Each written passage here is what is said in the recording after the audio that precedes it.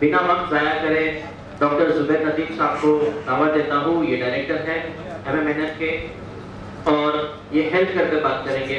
दोस्तों, हम जब महीने भर में मेहनत करके कमाते हैं, नौकरी करते हैं या बिजनेस करते हैं, हमारा आधा खर्चा पढ़ाई पर और आधा खर्चा दवाई पर चला जाता है। खासकर शहर के लोगों के लिए दवाई और हेल्थ केयर एक बहुत बड़ा मसला बना हुआ है। इसका एक मुकम्मल सोल्यूशन डॉक्टर जुबैर नदीम साहब अकोला में एक सक्सेसफुल मॉड्यूल लेकर आए हैं। वो मॉड्यूल क्या है, किस अंदाज से हेल्थ केयर और पैरामेडिकल पे सोशली काम करके हम हमारे इलाके को हेल्थ के मामले में मजबूत कर सकते हैं, जहां पर हमारा मैक्सिमम खर्चा जो हमारा होता है वो दवाइयों पर होता है। किस अंदाज से करना है ये डॉक्टर जुबैर नदीम साहब बताएंगे आपको।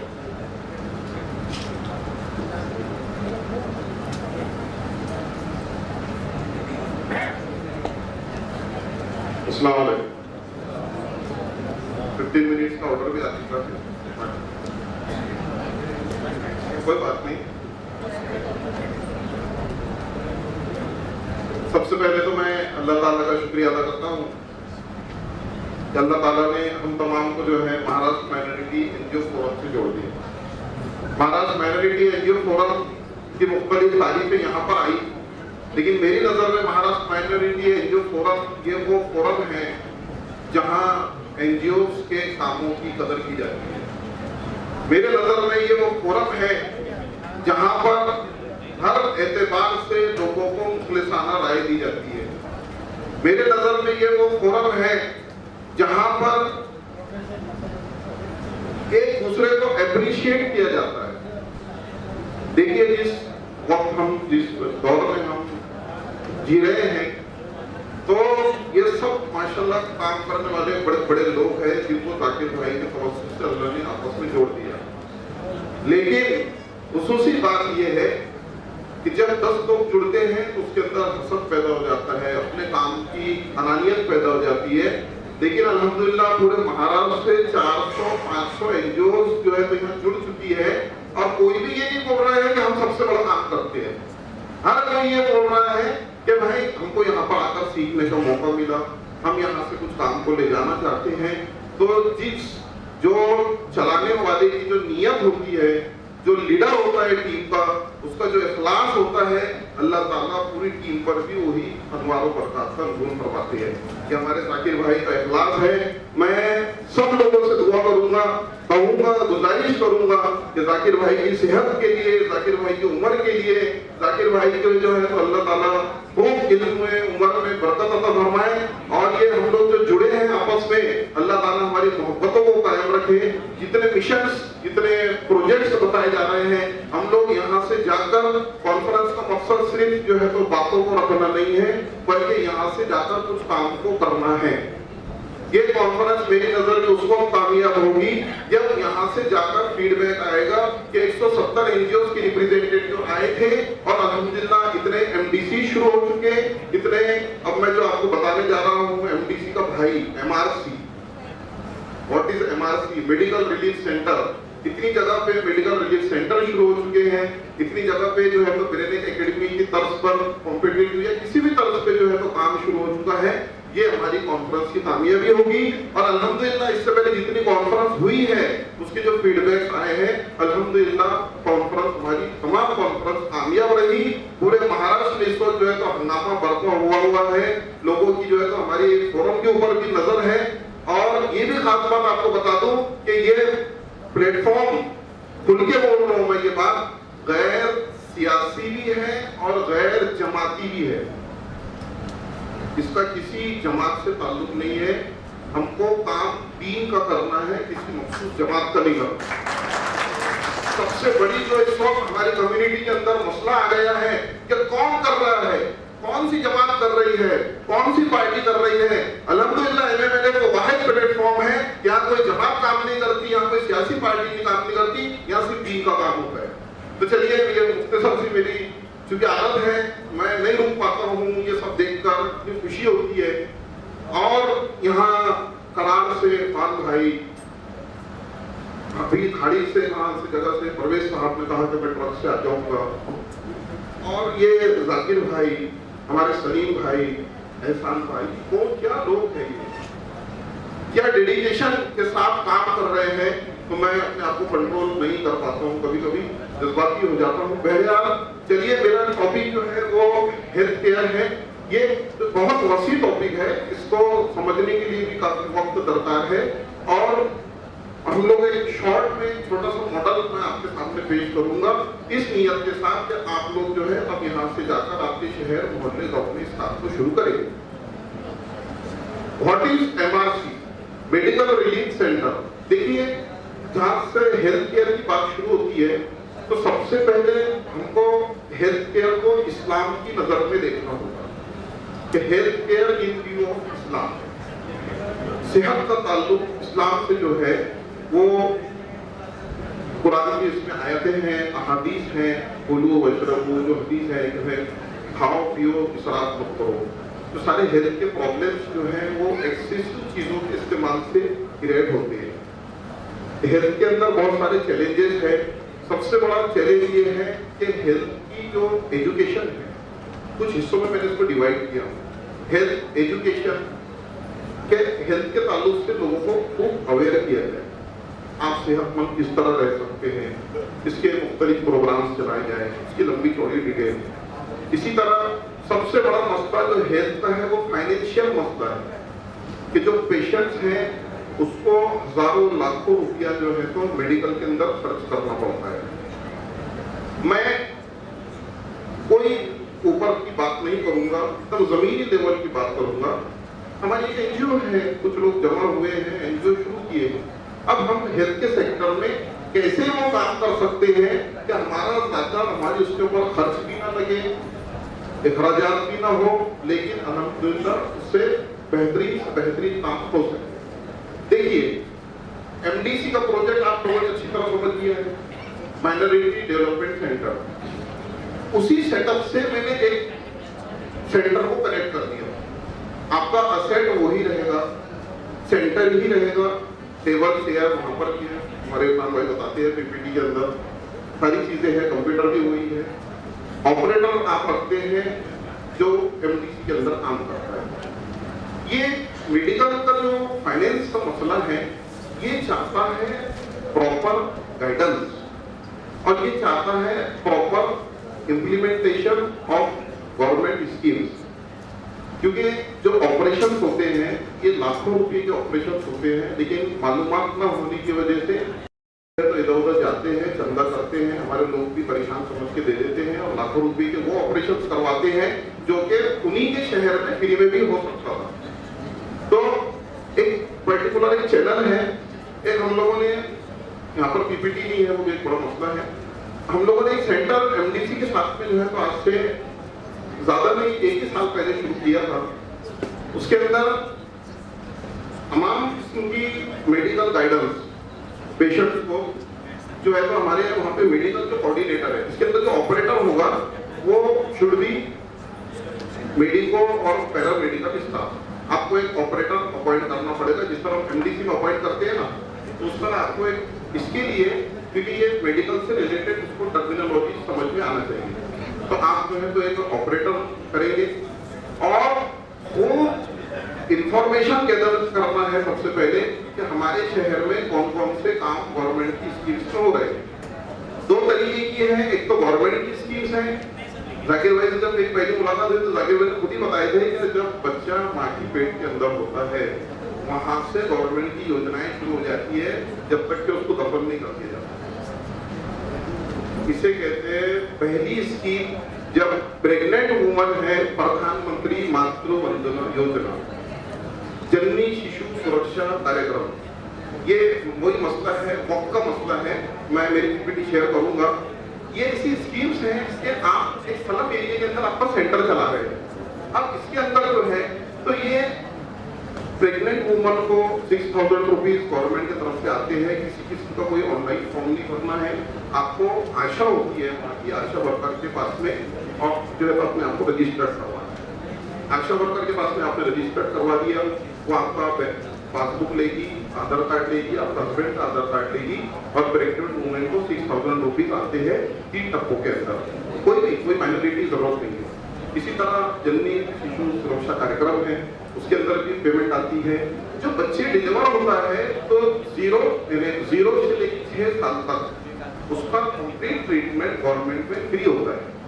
अब आप बोलेंगे कि हमको गवर्नमेंट का ट्रीटमेंट नहीं लेना है, तो ये बात सबसे पहले हम जहनों से निकाल दें। बड़े बड़े सिंधी मारवाड़ी लोग मैं मेडिकल ऑफिसर हॉस्पिटल में आते हैं और अपनी शुगर और बीपी की गोलियां लेकर जाते हैं उसी हॉस्पिटल से जिस हॉस्पिटल को कोरोना बोलते हैं। मसला हमारा यह है कि जहन को हमारे ऐसे पैरालाइज कर दिया गया कि हमको कोई भी गवर्नमेंट चीज अच्छी नहीं लगती। कोई भी गवर्नमेंट का काम अच्छा नहीं है। क्यों नहीं अच्छा है? हमारे लिए है भाई। दूसरे लोग लखोपति लोग भी उसका फायदा उठा रहे हैं। मैं आपका सवाल क्वेश्चन इसके बाद में सुनूंगा। तो आपको जो है तो रजिस्टर्ड करवाना है। इसी तरह एनसीडी एक स्कीम है, शुगर और बीपी का जो सबसे ज्यादा मसला है उसके अंदर शुगर और बीपी की एनसीडी स्कीम के अंदर आपको आशा के पास में अपना रजिस्ट्रेशन करवा देना है। आपको मंथली चाहे अच्छा आज बात ये है कि अगर आपने कोई प्राइवेट डॉक्टर को बताया है वो भी आपको प्रिस्क्राइब करेगा, बट आपको गवर्नमेंट से उसकी मेडिसिन मिलेगी, वो नाम से नहीं मिलेगी, सपोर्टिव नाम से मिलेगी, बट कंटेंट उसका जो है सेम रहेगा। तो ये गवर्नमेंट स्कीम्स। इसके बाद में ये बहुत सारी डिटेल्स है इसकी, वो मैं इंशाल्लाह अभी वक्त नहीं है बाद में बताऊंगा। तो ये सबको इम्प्लीमेंट करने का एक तो जरिया है मेडिकल रिलीफ सेंटर के। दूसरी चीज जो प्राइवेट का मसला है, प्राइवेट के अंदर पैथोलॉजिकल टेस्ट, रेडियोलॉजिकल टेस्ट, उसके बाद में मुख्तलिफ ऑपरेशन, हॉस्पिटल के बेड चार्जेस, इसके अंदर जो अखराजात लगते हैं, हम लोगों ने अपोलो के अंदर जो है एक डॉक्टर्स का पैनल बनाया है। अल्लाह ने हर डॉक्टर के अंदर कुछ ना कुछ समाज के सही करने का जज्बा रखा है, मुस्लिम डॉक्टर्स। और मैं ये भी कहता हूँ कि हम जिस कम्युनिटी से है पहले हमने हमारी कम्युनिटी के डॉक्टर्स को ही प्रमोट करना चाहिए, ना कि उनसे शिकायतें करना चाहिए। आपका उनसे अप्रोच अच्छा होगा, आप उनसे जो है तो सही डील करेंगे, वो आपको जरूर कोऑपरेट करेंगे। तो एक उसमें रेडियोलॉजिस्ट भी है, पैथोलॉजिस्ट है, उसके अंदर सर्जन है, उसके अंदर पीडियाट्रिशियन है, ये सारे लोगों का एक पैनल बनाया है।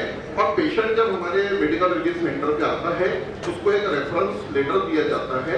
वो लेटर से वो जो हमारे से जितने हॉस्पिटल्स टाइप है वो पर्टिकुलर हॉस्पिटल में वो पेशेंट जो है तो जाता है और उसके काम बहुत कम खर्च में हमारे जो पैनल हमने बनाया है, और ये पैनल कई बार भी बन सकता है। जो लोग इसको शुरू करना चाहेंगे वो मुझसे मेरे नंबर पर रब्ता करके मैं उसको इंशाल्लाह डिटेल्स आपको बताऊंगा। ये पैनल हमने बनाया है।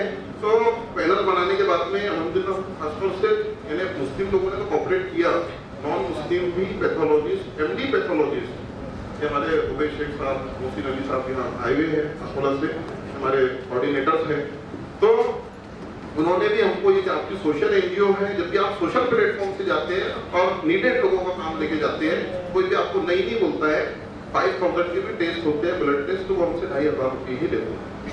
तो ये इस तरीके से जो है तो काम को शुरू किया गया कि यहाँ से हेल्थ की एजुकेशन भी मिलेगी, यहाँ से हेल्थ के फाइनेंशियल प्रॉब्लम भी सॉल्व होंगे। इसको जो है तो सोशल मीडिया पर खूब वायरल कर दिया जाए। देखिए ये जो है ना मरीजों की दुआ लेने का काम है, ये काम में बहुत मजा आता है। ये जैसा बोलते हैं CSR फंड है, तो ये दुआओं का CSR है। ये सबसे ज्यादा परेशान कौन होता? सबसे ज्यादा जो परेशान होता है इस वक्त वो पेशेंट। तो परेशान है, परेशानी बीमारी की बहुत खतरनाक है। अल्लाह ताला सबकी इसकी हिफाजत फरमाए। बीमार मरीज जब होता है और वो फाइनेंशियल प्रॉब्लम में होता है तो उसका कोई भी पुरसानी हाल पूछने वाला नहीं होता है। तो हमने हमारे सेंटर खड़ा कर दिया अकोला के अंदर। जितने परेशान है, जितने जो है राइट वाले नीडेड पेशेंट के आएगा, अच्छे लोग आएंगे, उनको आना से भी नहीं लगता, तो हमारे मेडिकल रिलीफ सेंटर से कॉन्टेक्ट कर दें। वहाँ पूरी चीजों को जो है तो एक जगह जमा कर दिया गया। आपको पैथोलॉजी टेस्ट, ऑपरेशन कहाँ करवाना है। तो मुझे इस बात की खुशी है कि सिर्फ 6 महीने के अंदर जो है इसको मैंने एक, क्योंकि MDC शुरू किए थे हमने, तो एक पैटर्न भी समझ में आया इरफान भाई की PPT देखने के बाद कि इसका रिकॉर्ड पहला तो कोई, इससे पहले का तो कोई रिकॉर्ड नहीं है, लेकिन ये 6 महीने का जो है तो हमने जो रिपोर्ट बनाया है इसके अंदर, तो इसके अंदर सिर्फ लोगों के हमने पिछले 6 महीने के अंदर रेडियोलॉजिकल और पैथोलॉजिकल जो टेस्ट होते हैं उसके अंदर 7,37,450 रुपया लोगों का सेव हुआ है। इसी तरह हॉस्पिटल चार्जेस में 5,45,000 रुपये, बहुत सारे ऑपरेशन में 11,46,000 रुपये, उसके बाद में जो है तो मेडिसिन के अंदर ये सारा जो अखराजात हमारा हुआ है, जो हमने खर्चा कुछ भी नहीं किया है, जेब से 1 रुपया नहीं किया है, सिर्फ ये लोगों का सेव हुआ है हमारे उनको सही गाइडेंस और सही जगह भेजने से और हमारे मेडिकल रिसर्च सेंटर से डॉक्टर्स की टीम को जोड़ने से। तो ये जो सेव हुआ है ये सिर्फ 6 महीने के अंदर 73,71,090 रुपये सेव हुआ है, अल्हम्दुलिल्लाह। इसके बाद में जो है तो जो गवर्नमेंट का मामला है, गवर्नमेंट के मामले के अंदर मुख्तलिफ योजनाएं हैं, इसके अंदर अलग अलग योजनाएं हैं और उसमें टेक्निकल प्रॉब्लम्स आती है। एक प्रेशर ग्रुप भी आपको बनाना पड़ेगा। राजीव गांधी में कुछ पेशेंट को डिनाई कर दिया जा रहा है, क्यों डिनाई किया जा रहा है कि एनजीओ जाएगी, हमारे कोऑर्डिनेटर बात करेंगे, उसका काम करवा के देखना है, अगर कोई चीज़ की कमी है तो उसको पूरी करके देंगे। तो चूंकि लॉकडाउन का ऑपरेशन कम हुए, लेकिन अल्हम्दुलिल्लाह जो इन्हें ये किया गया, ऑपरेशन भी करवाए गए, वो भी इसके अंदर सरकारी गवर्नमेंट के ऑपरेशन भी करवाए गए और ये पूरे सारी चीज़ों का जो मजमूई जो हमारा ये हुआ है वो तकरीबन 80 लाख रुपये का हमारा सेविंग हुआ है। उसी के साथ हमारा रोटी बैंक भी चलता है अकोला के अंदर, वो भी हमको इसके अंदर हेल्प करता है। जो बहुत ज़्यादा नीडेड पेशेंट है, गरीब पेशेंट है, डायलिसिस पे पेशेंट है, जिनके घर में खाने के लिए भी नहीं है तो गोली कहाँ से लेंगे, उन लोगों को हम लोग राशन किट भी प्रोवाइड करते हैं। आरोग्य मित्र सुना होगा, हमने भी हमारा आरोग्य मित्र प्राइवेटली अपॉइंट कर दिया, जो कंटिन्यू 24 आवर्स हमारे 2 हॉस्पिटल है गवर्नमेंट के, सिविल हॉस्पिटल और डिस्ट्रिक्ट वुमेन्स हॉस्पिटल, वो वहाँ पर जो है तो रहते हैं और वहाँ पर जो भी नीडेड पेशेंट्स हैं उनको सही तौर पर गाइड करके उनके काम करवाते हैं। तो आपको एक मेडिकल सेंटर पे सर्विस देने की उसका टाइम रख दिया, 2 घंटे 3 घंटे। एक जो है तो मेडिकल रहा, आपके एनजीओ में कोई डॉक्टर को जोड़ लीजिए, जूनियर डॉक्टर्स मिल जाते हैं बहुत सारे, आप उनको जोड़ लीजिए ताकि वो सारी चीज़ों को डील कर सके। और आउटसाइड के लिए एक बंदा आपको अपॉइंट करना पड़ेगा, सेटअप वही रहेगा, कि आपको कोई लागत लगाने की जरूरत नहीं है। लेकिन इससे जो है आपको अल्हम्दुलिल्लाह जब अवेयरनेस होगी लोगों को गवर्नमेंट की स्कीम्स की, अब आप बताइए कि जो 6,000 रुपीज प्रेगनेंसी की कैंडिडेट को मिल रहा है, अगर आपने इसमें 100 लोगों को रजिस्ट्रेशन करवा दिया, जैसे सुबह में इरफान भाई बता रहे थे आंकड़ा, कितने हो जाएंगे और पैसे, इससे लाखों रुपया जो है तो लोगों का सेव होगा, गवर्नमेंट की तरफ से लोगों को मिलेगा। बट ये प्रॉपर वे में होना चाहिए, प्रॉपर तरीक़ेकार से होना चाहिए। इस सब चीज़ों को एक प्लेटफॉर्म पर लाने का ही नाम, एक ही छत के नीचे सारे काम होंगे। मेडिकल रिलीफ सेंटर है, मैं उम्मीद करता हूँ कि आप लोग जो है तो इस प्रोजेक्ट को और अच्छी तरह का समझना चाहते हैं तो मुझसे कॉल करके समझेंगे। यस वीकेंड फाउंडेशन वालों ने भी इरादा किया है कि मुसलमान वो भी मेडिकल रिलीफ सेंटर खोलने जा रहे हैं, और जो लोग भी इस काम को करना चाहते हैं वो आप कभी भी मुझे जो है तैयार कीजिए, मैं इंशाल्लाह आपके लिए तैयार हूँ। और आखिर में इस दुआ के साथ कि हमारा ये कारोबार बढ़ता रहे और लोग इससे जुड़ते रहे। देखिए लोग जो है प्यासे हैं, अभी हमारे उर्दू टाइम्स के नामनिगार अब्दुल गफ्फार साहब नानों से आए हैं, उनके साथ में और कुछ लोग आए हैं, वो सुबह की तरह खुश हो रहे हैं कि सारी चीज़ें इतनी अच्छी है, इसके अंदर हमको किसी ने बताया ही नहीं। तो जितना ज़्यादा आप इसको लोगों से जोड़ेंगे, लोग अपने अपने प्लेटफॉर्म पे काम करेंगे, लेकिन वो सारा सवाल हमारे खाते में आएगा। इसलिए जो है मैं आप तमाम से रिक्वेस्ट भी करता हूँ कि आप जो है तो लोगों को और अल्लाह ताला हमारी तमाम की जितनी भी एनजीओ काम कर रही है तमाम के काम को कबूल फरमाए और जो है इसको बेहतरीन बदला अता फरमाए। शुक्रिया अल्लाह। जो साहब सवाल पूछना चाहते थे, सवाल पूछना चाहते थे। बहुत बहुत शुक्रिया। ये थे डॉक्टर जुबैर नदीम साहब। इसी अंदाज से मरोल से बैतुल माल ट्रस्ट के अब्दुल मुत्तलिब भाई हैं, इन्होंने भी एक सक्सेसफुल हेल्थ केयर मॉडल बनाया। 15 से ज़्यादा इनके हेल्थ सेंटर्स हैं और ये मुझे बता रहे थे कि सोशल वर्क करते करते महीने का 1 से 2 लाख रुपया रेवेन्यू भी आया है ट्रस्ट को। मरोल बैतुल माल ट्रस्ट के है। तो हेल्थ केयर एक ऐसा शोबा है जहाँ पर हम बहुत अच्छे से काम करेंगे।